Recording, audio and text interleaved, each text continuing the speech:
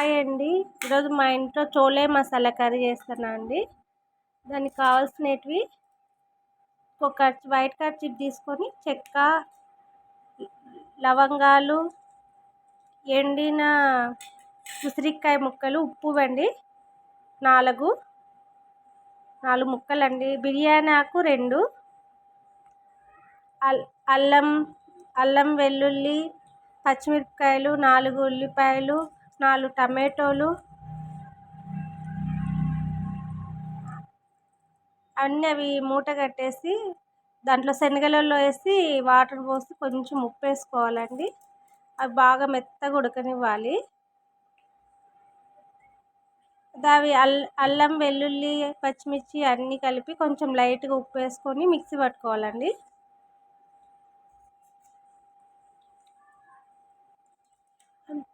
అవి మెత్తగా గ్రైండ్ చేసుకున్న తర్వాత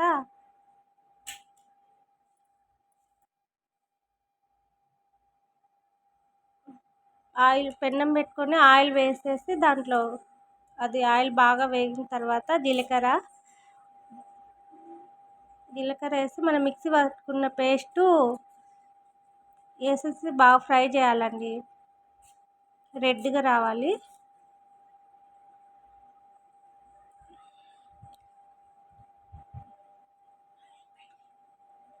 బాగా వేగాలండి. అది బాగా పచ్చి వాసన రాకుండా, స్మెల్ రాకుండా బాగా ఎర్రగా వచ్చేటట్లు వేయించాలి.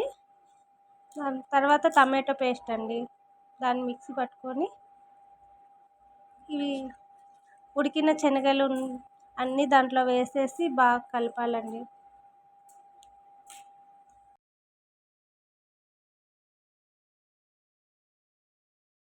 ఒక స్పూన్ కారం వేయాలి.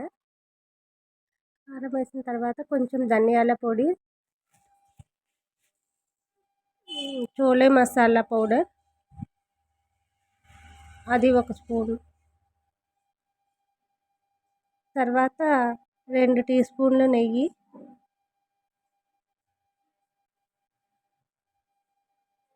ఈ నెయ్యి ఎంత వేస్తే అంత బాగుంటుంది.